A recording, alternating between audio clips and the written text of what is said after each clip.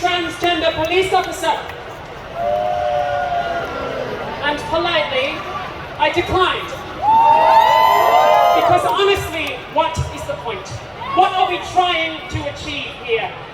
That invitation came just a few weeks after we all saw the Metropolitan Police beat women at the Sarah Everard Vigil. Are we to believe it would have made a difference had a few of them been trans? Would it have made a difference to Mark Duggan? Or Jean-Charles de Menezes? Or Sekou Bayo?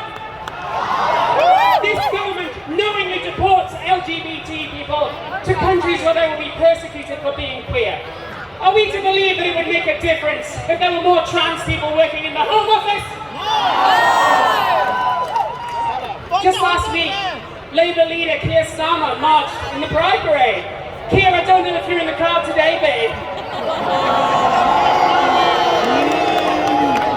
It's a lovely gesture, but I call on the Labour leader to go farther. What good does it do to perform that gesture when the Labour Party has nothing to say on intersex rights, non-binary recognition, very little to say on self-ID? What good does that gesture do?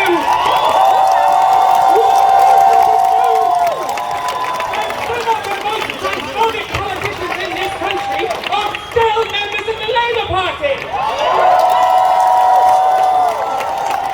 How can Labour address the trans health crisis when the Shadow Health Secretary himself is cracking jokes about trans women on talk radio? In my line of work, in the acting industry, there is now more trans representation than ever. And don't get me wrong, that's a beautiful thing. It's wonderful that trans kids can have something to look up to, like I never did.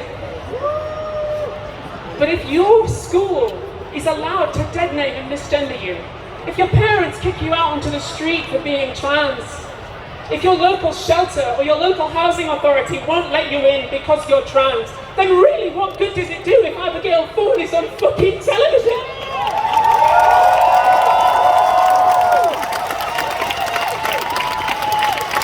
The NHS are recruiting more of us to come on their feedback and consultation panels. Now, on the one hand, that is lovely. It's nice that they're listening. But they were told by the Women and Equality Select Committee in 2014 that the NHS is failing trans people. In 2017, they ran a consultation asking the community what we wanted. We told them we wanted an informed consent system, and they ignored it. Every year, I come here, and I hear the names of more people who've died on the waiting list.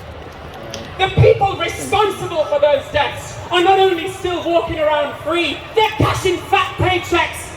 What good does it do to get more feedback? How much more feedback do you need?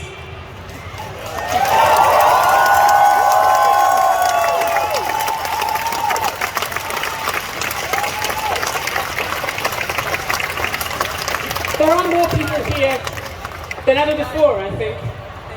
It is nice that people are starting to get the message, that the worm is beginning to turn. More and more people now are having conversations about equity and diversity and inclusion. But there's a word missing from that, and the word is justice.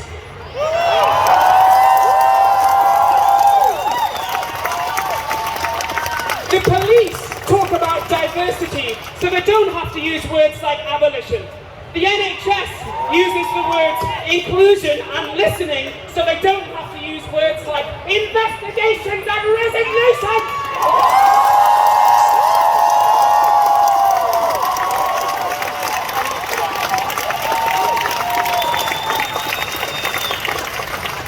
In my opinion, and it is just my opinion, the answer to transphobia is not more conversations, it isn't civil debate, it's not listening and compassion, and it's not even representation. The answer is those same two words that I said to Pride last year and that I have said every day since: trans